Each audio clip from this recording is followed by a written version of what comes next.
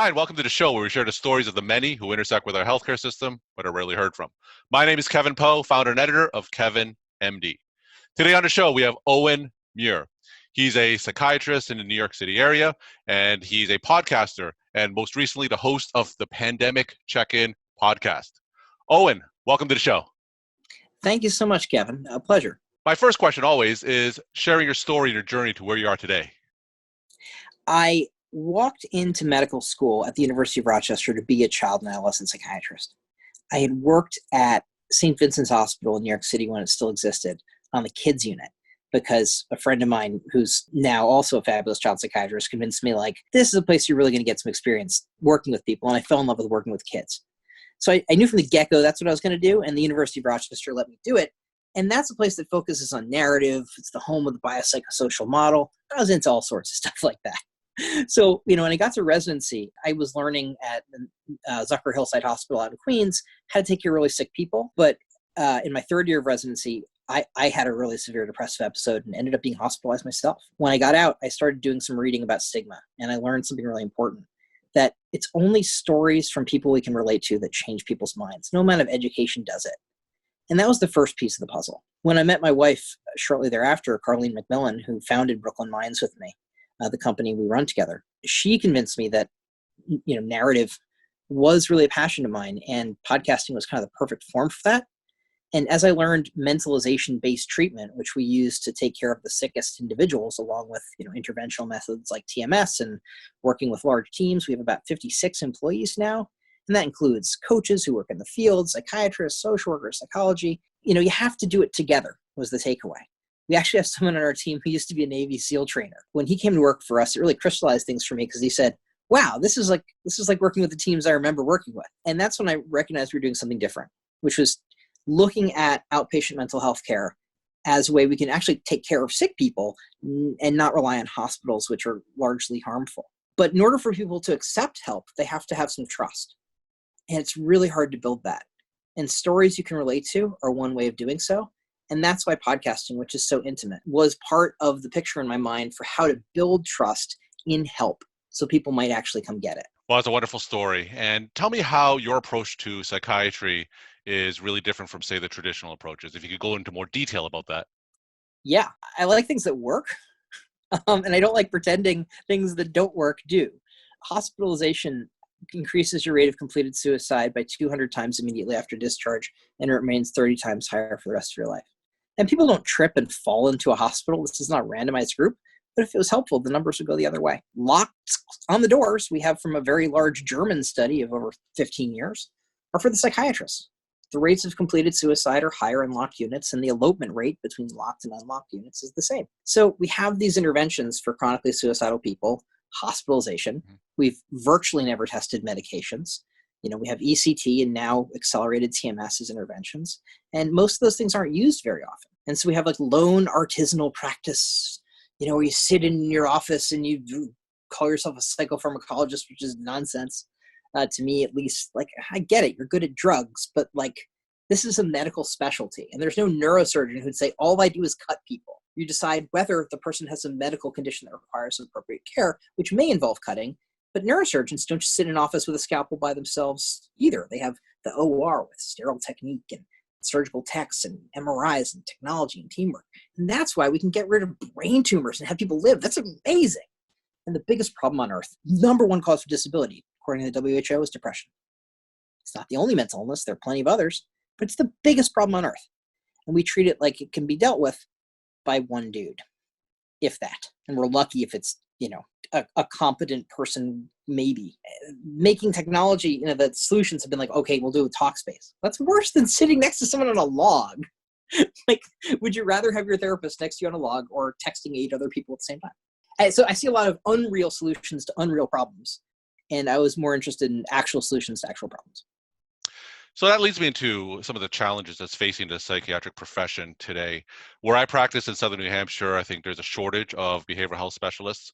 Now, what do you see as some of the challenges facing psychiatry today? Well, psychiatry is one of the challenges facing psychiatry because it's not treated like any other medical specialty. And it's not treated like any other field of human endeavor where we tackle serious problems. It's treated like a pretend thing. We don't pretend we can solve brain cancer alone.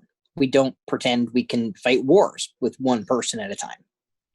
And we do pretend we can solve the biggest problem in healthcare with people who are lone wolves. And that's how we're trained. That's how we're taught. That's how we practice. We don't take insurance. We're not accessible. Even if we are, we don't see sick people. It's frankly unethical.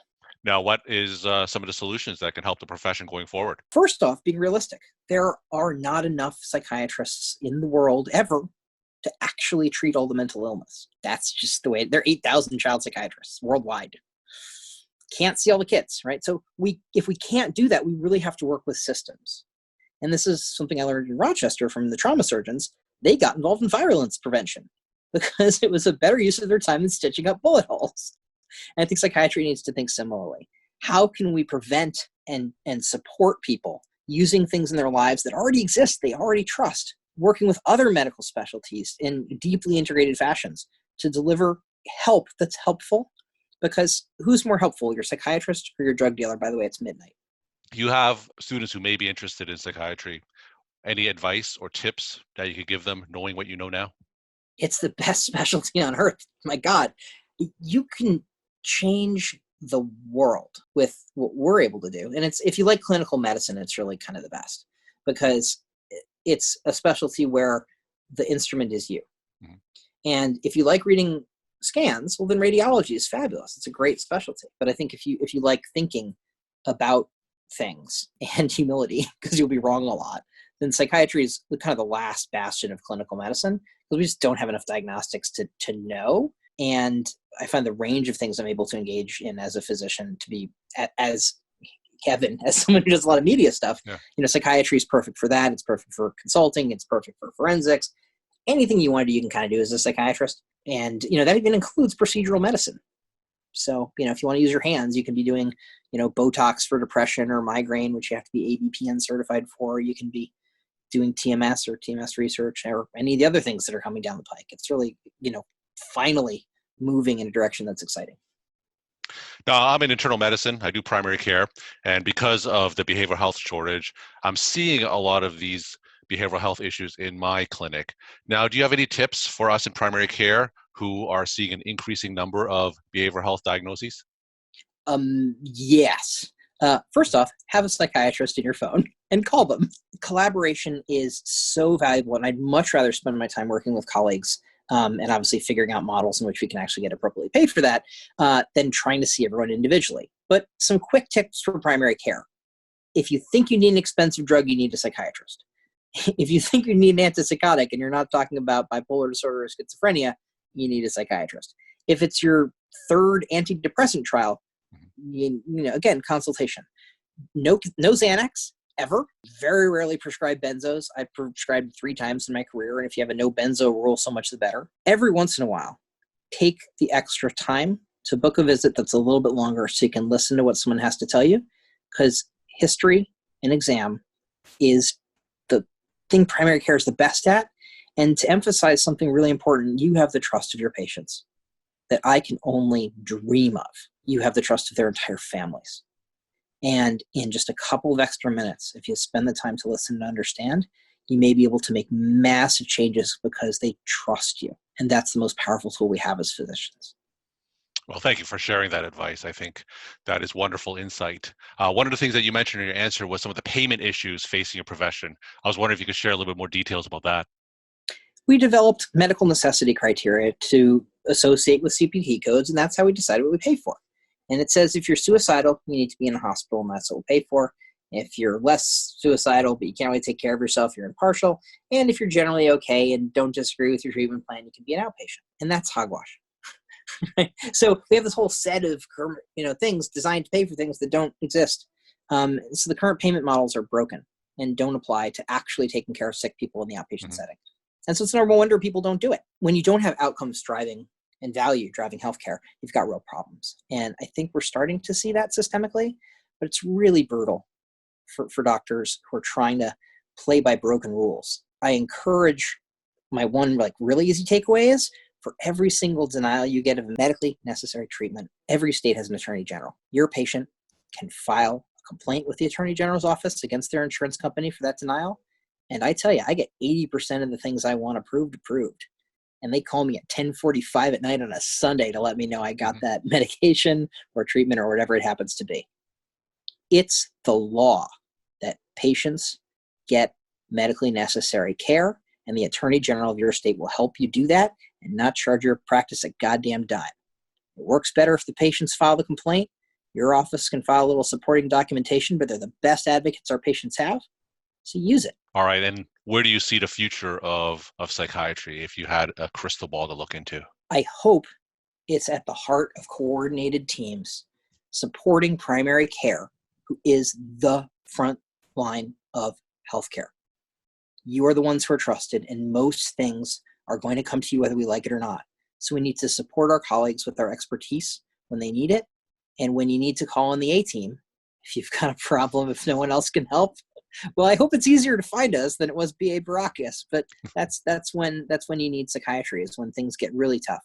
And I hope psychiatrists reconceptualize their specialty from one that deals with chit-chatting about mild anxiety, because you make $1 million, to dealing with really severe problems and helping coordinate whole systems of care to support our colleagues on the front lines who have the trust of people already. All right, we're talking to Owen Muir. He is a psychiatrist in the New York area. He's the host of the Pandemic Check-In podcast. Owen, what is your take-home message for the KevinMD audience? Psychiatry is the most fun medical specialty, and it is a medical specialty. This is not something that I think can meaningfully be done by people with 800 hours of shadowing experience. I have 45,000 hours of experience before I even got out of training, and that matters. We're here to help people who desperately need it, and we should take that seriously. And if our patients think drug dealers are more responsive, we're doing it wrong. And how can people get a hold of you? www.brooklynminds.com is the website for my practice. Owen.Muir@brooklynminds.com is my email. And, you can Google me and see how patients sued me and I ended up in the New York Post on account of it. So I'm eminently findable. And if you want to find out what it's like to survive a malpractice suit, unscathed, relatively speaking, feel free to give me a call for that too. That'll be a topic for another podcast. It's a good one. Thank you so much for joining me on the show. A pleasure, Kevin. Thank you.